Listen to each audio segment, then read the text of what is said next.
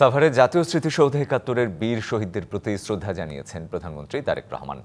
পরে শ্রদ্ধা জানান তার মন্ত্রিসভার সদস্যদের নিয়ে। এরপর পরিদর্শন বইয়ে সই করেন, লেখেন শহীদদের আকাঙ্ক্ষার বাংলাদেশ প্রতিষ্ঠার কাজ শুরু হয়েছে।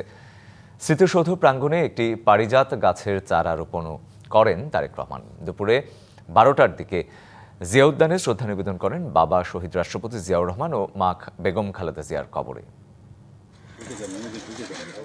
বুধবার বেলা ঠিক ১১টায় জাতীয় স্মৃতিসৌধে পৌঁছান নবনির্বাচিত প্রধানমন্ত্রী তারেক রহমান। পরে পুষ্পস্তবক অর্পণ করে শ্রদ্ধা নিবেদন করেন জাতির শ্রেষ্ঠ সন্তানদের। এ সময় ৩ বাহিনীর পক্ষ থেকে জানানো হয় রাষ্ট্রীয় সালাম। শহীদদের স্মরণে পালন করা হয় নীরবতা। পরে বেজে ওঠে বিয়োগলের করুণ সুর।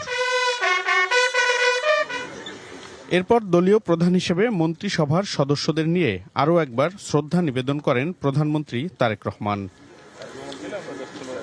পরে স্মৃতিসৌধের পরিদর্শন বইতে সই করেন প্রধানমন্ত্রী তারেক রহমান, যেখানে তিনি মহান মুক্তিযুদ্ধের বীর শহীদদের আকাঙ্ক্ষার বাংলাদেশের কথা তুলে ধরেন।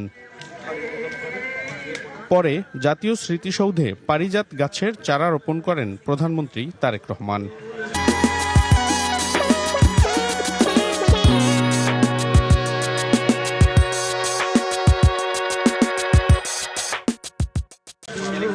জাতীয় স্মৃতিসৌধে সরকার প্রধান হিসেবে এটি প্রথম শ্রদ্ধা নিবেদন নতুন প্রধানমন্ত্রী তারেক রহমানের, যেখানে জাতির সূর্য সন্তানদের স্মরণ করে তাদের আকাঙ্ক্ষার বাংলাদেশ গড়ার প্রত্যয় ব্যক্ত করেন তিনি।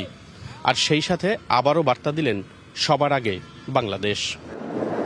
স্মৃতিসৌধ থেকে বের হয়ে দুপুরে জিয়া উদ্যানে শহীদ রাষ্ট্রপতি জিয়াউর রহমান এবং সাবেক প্রধানমন্ত্রী বেগম খালেদা জিয়ার সমাধিসৌধে শ্রদ্ধা নিবেদন করেন প্রধানমন্ত্রী তারেক রহমান ও তার মন্ত্রিসভা। সেখানে তাদের স্মরণে পালন করা হয় নীরবতা। মনিরুল সোহাগ, ডিবিসি নিউজ, ঢাকা।